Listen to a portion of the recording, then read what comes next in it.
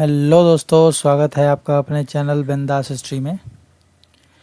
मैं हाजिर हूँ फिर से एक नए वीडियो को लेकर, जिसमें हम लोग यहाँ मध्यकालीन भारत के इतिहास को एनटीयू नेट के प्रीवियस ईयर क्वेश्चंस को हम लोग सॉल्व करने वाले हैं।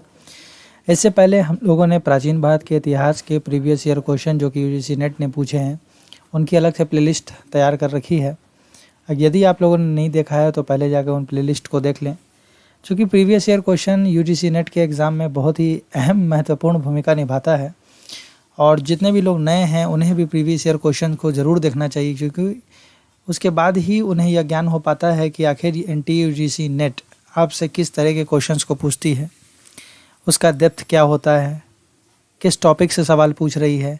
इन तमाम चीज़ों की जानकारी प्रीवियस ईयर क्वेश्चंस को देखने के बाद ही होती है।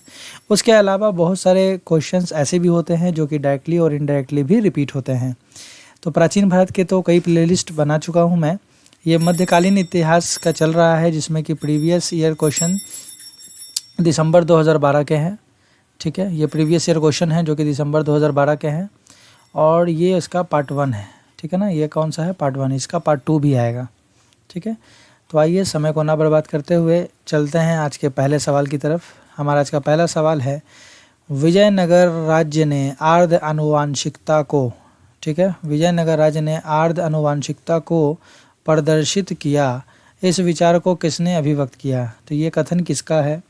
ये कथन कहना है बर्टन स्टीन का। ठीक है ना, ये किसने कहा था? बर्टन स्टीन ने कहा था कि विजयनगर साम्राज्य जो है वो क्या है? आर्द्र आनुवांशिकता को प्रदर्शित करती है। स्टीन जो थे एक अमेरिकी इतिहासकार थे। क्या थे? एक अमेरिकी इतिहासकार थे। अमेरिकी इतिहासकार। ठीक है, चलिए अब बढ़ते हैं अगले सवाल की तरफ। हमारा आज का अगला क्वेश्चन है, देखिए एक तरफ सूची 1 है, दूसरी तरफ सूची 2 है, और सूची 1 में आपको पुस्तक दिए गए हैं और दूसरी तरफ लेखक है। इन पुस्तकों को किस लेखक ने लिखा उससे हमें सही कूट लगाना है। ठीक है, तो गुलशन इब्राहिमी के जो लेखक हैं वह है मोहम्मद कासिम फरिश्ता। ठीक है, वो कौन है? मोहम्मद कासिम फरिश्ता। ठीक है, चलिए नेक्स्ट है बसातीन उस सलातीन, ये लिखा है गुलाम मुर्तज़ा ने। ठीक है ना, इसके लेखक कौन है? गुलाम मुर्तज़ा। उसके बाद है फुतूहात आदिल शाही।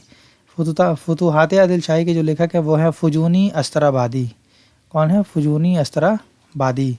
और अब बच गए नुस्खाए दिलखुशा, ये लिखा है भीमसेन ने।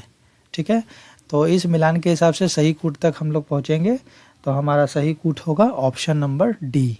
ठीक है ना, ये इसका सही उत्तर है। चलिए बढ़ते हैं नेक्स्ट क्वेश्चन की तरफ। हमारा आज का अगला क्वेश्चन है, सुल्तानगढ़ी का मकबरा किसका था? तो सुल्तानगढ़ी का मकबरा सबसे पहले तो ये जान लें कि किसका था। सुल्तानगढ़ी का मकबरा था नसरुद्दीन महमूद का। किसका था? नसरुद्दीन महमूद का। अब ये नसरुद्दीन महमूद थे कौन? ये इल्तुतमिश के ज्येष्ठ पुत्र थे। कौन थे? इल्तुतमिश के ज्येष्ठ पुत्र, यानी कि बड़े बेटे थे। इल्तुतमिश के बड़े पुत्र थे। ठीक है ना, ये सुल्तानगढ़ी का मकबरा इल्तुतमिश नहीं बनवाया था। कब बनवाया था? 1231 में। 1231 में निर्माण करवाया था। ठीक है ना, निर्माण हुआ। किसने करवाया? इनके पिता इल्तुतमिश ने करवाया।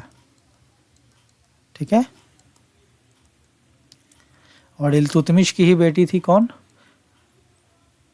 रज़िया सुल्ताना, है ना, इनका नाम आप लोगों ने सुना होगा, रज़िया सुल्ताना। यही पहली महिला मुस्लिम थी जो दिल्ली की सुल्तान बनी थी। ठीक है ना, ये क्या थी? पहली महिला मुस्लिम शासिका, महिला मुस्लिम शासिका थी। ठीक है ना, पहली। किसकी बेटी थी? इल्तुतमिश की बेटी थी। ठीक है, और कहा जाता है कि नसरुद्दीन महमूद का ये जो सुल्तानगढ़ी मकबरा है, इस मकबरा के बारे में कि इसके जो स्तंभ हैं वह हिंदू शैली पढ़ें। स्तंभ की शैली कैसी है? हिंदू शैली है। ठीक है। और इसका जो बीच का कक्ष है यानी कि मध्य कक्ष, मध्य कक्ष वो कैसा है? मध्य कक्ष जो है वो अठपहला है, अठपहला। ठीक है ना, मध्य कक्ष कैसा है? अठपहला है। चलिए अब बढ़ते हैं अपने नेक्स्ट क्वेश्चन की तरफ। और हाँ, ये सारे जो भी फैक्ट्स मैं लिखा रहा हूँ इसे भी ज़रूर नोट करते चलें, क्योंकि एनटीयूजीसी नेट में या तो क्वेश्चन सेम टू सेम या इससे रिलेटेड सवाल डायरेक्टली या इनडायरेक्टली पूछ लिए जाते हैं। चलिए अब चलते हैं हम अगले क्वेश्चन की तरफ। हमारा आज का अगला क्वेश्चन है, देखिए यहाँ भी सूची 1 और सूची 2 दिया गया है और इसे भी हमें मिलान करना है।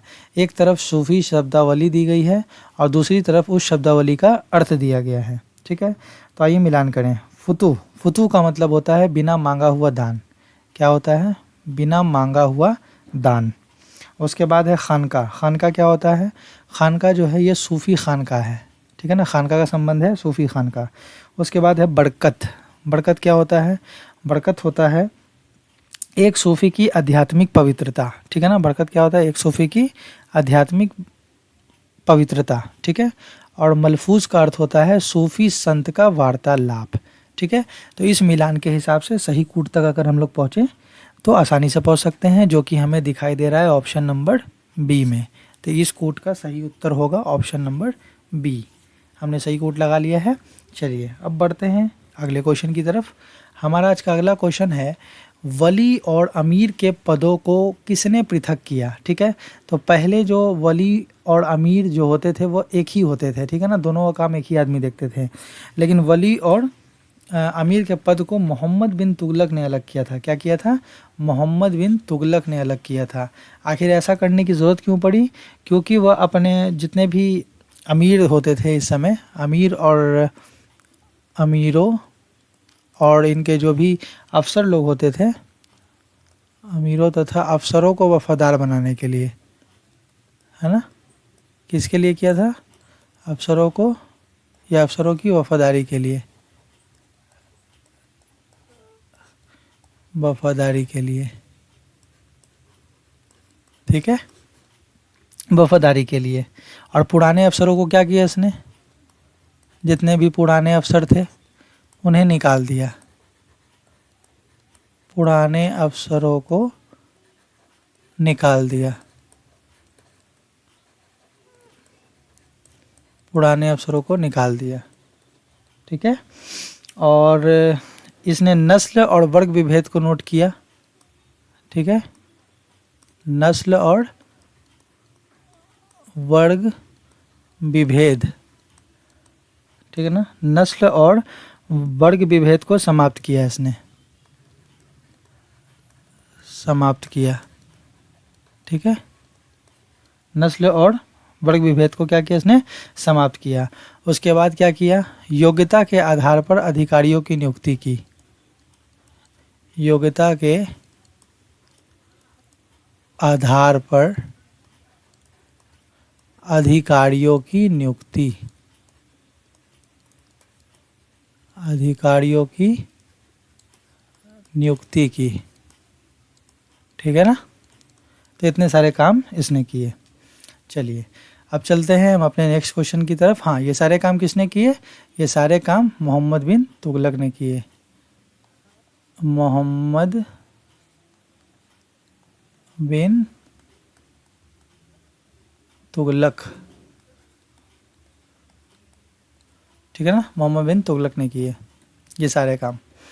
चलिए अब चलते हैं नेक्स्ट क्वेश्चन की तरफ। हमारा आज का नेक्स्ट क्वेश्चन है, दिल्ली राज्य की धुड़ी, कहाँ की बात हो रही है? दिल्ली राज्य की बात हो रही है कि धुड़ी गेहूं और जौ पर निर्भर करती है, जबकि गुजरात सल्तनत की नींव किस पर डिपेंड करती है? मूंगों पर और मोतियों पर आधारित है, क्योंकि वहाँ के सुल्तान के नियंत्रण में क्या है?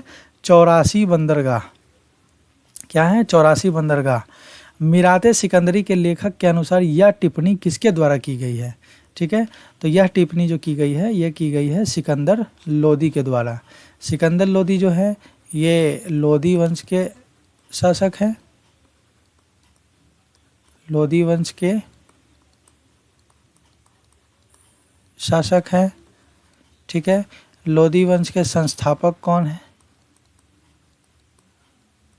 लोदी वंश के संस्थापक हैं खिज्र खां, खिज्र खां, ठीक है ना। लेकिन ये ऐसे सुल्तान हैं, इन्होंने कभी भी सुल्तान की उपाधि धारण नहीं की, सुल्तान की उपाधि धारण नहीं की, ठीक है ना, सुल्तान की उपाधि धारण नहीं की, ठीक है। उसके बाद सिकंदर लोदी ने ही आगरा शहर की नींव डाली थी, आगरा शहर की नींव, ठीक है ना, आगरा शहर की नींव डाली थी। चलिए इतने सारे फैक्ट्स को नोट कर लें आप लोग। अब चलते हैं हम अपने अगले सवाल की तरफ। हमारा आज का अगला सवाल है, यहाँ भी देखिए मिलान करने को दिया गया है, सूची 1 को सूची 2 के साथ मिलाने हैं। एक तरफ सिक्के दिए गए हैं और दूसरी तरफ वह राज्य जहाँ सिक्के प्रचलित थे, ठीक है। तो महमूदी सिक्का कहाँ प्रचलित था? महमूदी सिक्का जो था वह गुजरात सल्तनत में प्रचलित था, ठीक है। उसके बाद रुपया कहाँ चलता था? रुपया चलता था सुर राज्य में, ठीक है ना, रुपया चलता था सुर राज्य में। उसके बाद पगौड़ा कहाँ चलता था? पगौड़ा चलता था विजयनगर में, ठीक है। और टका कहाँ चलता था? दिल्ली सल्तनत में, ठीक है। तो इस मिलान के हिसाब से सही कूट तक पहुँचेंगे हम लोग, और सही कूट है हमारा ऑप्शन नंबर सी में देखने को मिल रहा है, ठीक है। अब बढ़ते हैं अगले क्वेश्चन की तरफ। हमारा आज का अगला क्वेश्चन है, निम्नलिखित में से कौन सा वक्तव्य सही नहीं है, ठीक है। तो सही नहीं है, तो आइए हम लोग उन वक्तव्यों को पहले पढ़ें। सुल्तान जैनुल आबिदीन ने अपने दरबार में सैयदों को कभी भी तानाशाही शक्तियाँ हथियाने की इजाज़त नहीं दी। हाँ, ये बात बिल्कुल सही है। यहाँ सवाल क्या पूछा जा रहा है? सही नहीं है, यानी गलत क्या है। तो भाई सुल्तान जैनुल आबिदीन ने अब तो अपने दरबार में दरबार में सैयदों को कभी भी तानाशाही शक्तियाँ हथियाने की इजाज़त नहीं दी थी। हाँ, ये बात बिल्कुल सही है। वह अपने को अमीरुल मोमिनीन कहता था, ये बात भी बिल्कुल सही है। उसने कृषि उत्पादन एवं विस्तार में अत्यधिक रुचि ली थी, ये बात भी बिल्कुल सही है। उसने शेखुल इस्लाम के पद को समाप्त कर दिया, ये बात गलत है। ये बात जो है कि गलत है, इसने समाप्त नहीं किया था, ठीक है ना, इसने समाप्त नहीं किया था। सुल्तान जैनुल आबिदीन का जो जब ये सिंहासन रूढ़ हुए, ये कब हुए? ये हुए 1420 में, ठीक ना। इसकी जो तुलना की जाती है वो अकबर से की जाती है। इनकी तुलना किससे की जाती है? मुग़ल सम्राट अकबर से। मुग़ल शासक या सम्राट किससे की जाती है? अकबर से, ठीक है, अकबर से इनकी तुलना होती है। धार्मिक दृष्टि से ये कैसे थे? ये सहिष्णु थे। धार्मिक दृष्टि इनकी कैसी थी?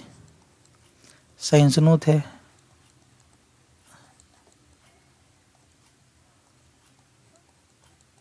धार्मिक सहिष्णु थे। इनके काल में हिंदुओं को मंदिर बनाने की इजाज़त थी, पूजा पाठ करने की इजाज़त थी, है ना। सभी तरह की आज्ञाएं इन्होंने दे रखी थी, धार्मिक स्वतंत्रता इन्होंने दे रखी थी सभी लोगों को। चलिए अब तो यहाँ सवाल क्या पूछा गया था कि इसमें से कौन सा सही नहीं है? तो सही ऑप्शन नंबर डी नहीं है, इसलिए हमारा उत्तर सही डी हो जाएगा। चलिए बढ़ते हैं नेक्स्ट क्वेश्चन की तरफ। देखिए यहाँ भी हमें मिलान करने के लिए दिया गया है। एक तरफ विदेशी यात्री हैं, दूसरी तरफ शासक हैं, कि कौन से विदेशी यात्री किस शासक के समय में आए थे या उनके दरबार में आए थे। तो आइए मिलान करते हैं। अब्दुल रज़्ज़ाक़ जो है ये देवराय द्वितीय के दरबार में आए थे, ठीक है ना। अब्दुल रज़्ज़ाक़ देवराय द्वितीय के दरबार में आए थे। इब्न बतूता जो है ये मोहम्मद बिन तुगलक के दरबार में आए थे, ठीक है। और इब्न बतूता अफ्रीकी यात्री था, ठीक है ना, अफ्रीकी था। कहीं कहीं मोरक्को भी रहता है, मोरक्को, ठीक है ना, मोरक्को का निवासी था। तो इब्न बतूता के काल में आया था। उसके बाद सिदी अली रईस, ये अकबर के दरबार में आए थे, ठीक है। उसके बाद विलियम फिच, ये जहांगीर के दरबार में आए थे। तो सही कूट के हिसाब से जो हम लोगों ने मिलान किया है उस कूट के हिसाब से सही कूट तक हम लोग पहुँचे। तो हमारा कूट देखने को मिल रहा है ऑप्शन नंबर डी में, है ना। तो D is the right answer. चलिए अब चलते हैं नेक्स्ट क्वेश्चन की तरफ। हमारा आज का नेक्स्ट क्वेश्चन है, मुगल काल में जजिया कर से संबंधित निम्नलिखित वक्तव्यों पर विचार कीजिए। तो अकबर ने 1564 में जजिया समाप्त किया, ये बात बिल्कुल सही है। अकबर ने 1575 में जजिया को पुनः लागू किया, ये बात भी बिल्कुल सही है। अकबर ने एक बार जजिया कर समाप्त किया, पुनः जजिया कर 1575 में उसने लगाया था। नेक्स्ट 1579-80 में जजिया को पुनः समाप्त किया, ये बात भी बिल्कुल सही है। अकबर ने क्या किया था कि 1564 में लगाया था जजिया कर, उसके बाद फिर उसने 1575 में समाप्त कर दिया था, फिर पुनः लागू कर दिया, 1564 में समाप्त कर दिया था, 1575 में पुनः लागू किया, उसके बाद 1579-80 में पुनः इसे समाप्त कर दिया, और अंततः अकबर के काल में 1579-80 में इसने जजिया कर को समाप्त ही कर दिया था, ठीक है। उसके बाद औरंगजेब के काल में जजिया कर कब लगा? 1679 में, ठीक है ना। ये जजिया कर पुनः लागू किया गया, तो ये बात भी बिल्कुल सही है। यानी इस कूट में तो चारों ही बात सही निकल गए। मुगल काल में जजिया कर से संबंधित वक्तव्य विचार करें। अच्छा कूट दिया गया है, तो चारों बात सही है, इसलिए ऑप्शन नंबर सी इसका सही हो जाए, क्योंकि 1 2 3 4 इसी में देखने को मिल रहा है, ठीक है। चलिए अब बढ़ते हैं नेक्स्ट क्वेश्चन की तरफ। हमारा आज का नेक्स्ट क्वेश्चन है, निम्नलिखित को सही कालक्रम के अनुसार व्यवस्थित कीजिए और निम्न कूट में से सही उत्तर चुनिए। तो हमें कालक्रम के अनुसार व्यवस्थित करने के लिए इन घटनाओं को डेट वाइज याद करना बहुत ज़रूरी है। तो आइए हम इसे डेट वाइज फिट करें। तो अकबर ने उड़ीसा की विजय की थी 1592 में, 1592 में, ठीक है। ये किसके द्वारा संभव हो पाया था? इसके जो सेनापति थे मान सिंह, है ना, इन्होंने ही इसका नेतृत्व किया था। मान सिंह नेतृत्व करता थे, ठीक है। इनके नेतृत्व में 1592 में हुआ। उसके बाद डाक प्रथा की शुरुआत अकबर ने कब की? डाक प्रथा की शुरुआत अकबर ने 1573 में की थी, ठीक है। उसके बाद अकबर के काल में जो 12 सूबे थे, कितने सूबे थे? 12 सूबे थे। तो ये 12 सूबा में जो विभाजित हुआ था, ये हुआ था 1580 में, ठीक है ना। कब हुआ था? 1580 में। और 1575 में जाट और सवार में सुधार किया गया था, ठीक है। 1595 में, माफ़ कीजिएगा, 1595 में, ठीक है। तो अब हम लोग यहाँ डेट लिख चुके हैं, इसी डेट के हिसाब से हम चाहें तो सही कूट तक पहुँच सकते हैं। आइए हम सही कूट लगाएं। तो हमारा जो डेट वाइज सही कूट है वो ऑप्शन नंबर सी है ना। Option number C is the right answer. चलिए अब चलते हैं नेक्स्ट क्वेश्चन की तरफ। नेक्स्ट क्वेश्चन है, निम्नलिखित में से किन चित्रकारों के बारे में जहांगीर की मान्यता थी कि अपने विशिष्ट क्षेत्र में उनका कोई प्रतिस्पर्धा नहीं था? ठीक है, तो ये किसके बारे में जहांगीर ने कहा था? ये कहा था अबुल हसन के बारे में और उस्ताद मंसूर के बारे में, ठीक है। अबुल हसन और उस्ताद मंसूर के बारे में। तो जिस भी ऑप्शन में 1 और 3 है वही उत्तर हमारा सही होगा। तो ये ऑप्शन नंबर किस में मिल रहा है? ऑप्शन नंबर देखिए बी में मिल रहा है ना। तो B is the right answer. और जहांगीर जो था वो खुद भी चित्रकला का बहुत शौकीन था। जहांगीर चित्रकला के शौकीन थे। इसके काल को, इनका जो काल था, जहांगीर के ही काल को गोल्ड एज कहते हैं, मुगल एज में, है ना। पेंटिंग का, चित्रकला का गोल्डन काल या स्वर्णिम काल किसके काल में कहा गया है? जहांगीर के काल को। और शाहजहां के काल को क्या कहा गया है? शाहजहां के काल को कहा गया है स्थापत्य कला का स्वर्णिम काल। स्थापत्य यानी बिल्डिंग्स वगैरह बनाता था ये, है ना। स्थापत्य कला का गोल्ड एज, ठीक है, कोई दिक्कत नहीं। और जहांगीर के काल को क्या कहा गया है? चित्रकला का गोल्ड एज कहा गया है। उसके बाद अबुल हसन जो हैं, अबुल हसन को उपाधि दी थी जहांगीर ने नादिरुल जमा, नादिर उल जमा, ये उपाधि से नवाजा गया था किसे? अबुल हसन को। और उस्ताद मंसूर को दिया गया था नादिर उल उस्र, नादिर उल उस्र, इस उपाधि से उस्ताद मंसूर को नवाजा गया था। चलिए ये सारे फैक्ट्स को नोट कर लें आप लोग। बढ़ते हैं नेक्स्ट क्वेश्चन की तरफ। हमारा आज का नेक्स्ट क्वेश्चन है, निम्नलिखित उत्तर पूर्वी भारत के किन राज्यों पर मुगलों द्वारा आक्रमण नहीं किया गया? यहाँ मुगलों द्वारा आक्रमण किया गया, माफ़ कीजिएगा नहीं पढ़ रहा हूँ। तो उत्तर पूर्वी भारत के किन राज्यों पर मुगलों द्वारा आक्रमण किया गया पूछा गया, ठीक है। तो ये किया गया था अहोम पर, ठीक है, और कूच पर। ये उत्तर पूर्वी 2 ऐसे राज्य थे जहाँ पर मुगलों द्वारा आक्रमण किया गया था, ठीक है ना। तो अहोम और कूच किस ऑप्शन में देखने को मिलता है? हमें ऑप्शन नंबर सी में देखने को मिलता है, ठीक है। चलिए अब चलते हैं आज के नेक्स्ट क्वेश्चन की तरफ। हमारा आज का नेक्स्ट क्वेश्चन है, मध्यकाल में संगीत पर संस्कृत में लिखी गई अनेक पुस्तकों का फारसी में अनुवाद किया गया, ठीक है। तो ये बात सही है, बिल्कुल सही है कि मध्यकाल में संस्कृत में लिखी गई अनेक पुस्तकों का फारसी में अनुवाद किया गया था, ठीक है। उसके बाद जब कथन और कारण होता है तो बीच में हम लोग क्योंकि लगाकर जोड़ते हैं ताकि दोनों का रिलेशन पता चले, और अगर नहीं भी होता है तो नहीं पता चलता रिलेशन।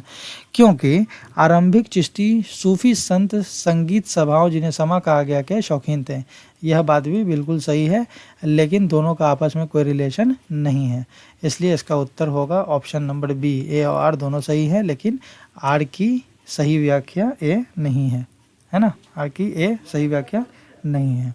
चलिए बढ़ते हैं नेक्स्ट क्वेश्चन की तरफ। हमारा आज का नेक्स्ट क्वेश्चन जो है यह भी कथन और कारण है, बीच में यहाँ पर क्योंकि लगा लें, क्योंकि, ठीक है। अब हम लोग पढ़ेंगे, शाहजहाँ के शासनकाल में संगीत एवं नृत्य कलाएं अपनी चरम सीमा तक पहुंच गई थी। तो जैसा कि मैंने अभी बताया कि संगीत नहीं, इनका जो काल था वो फेमस काल था क्या? स्थापत्य कला का काल था, है ना, स्थापत्य कला। तो इनके काल में तो संगीत और नृत्य कला की तो बात ही नहीं हो सकती, तो इसलिए ऑप्शन ये कथन जो है ये गलत है।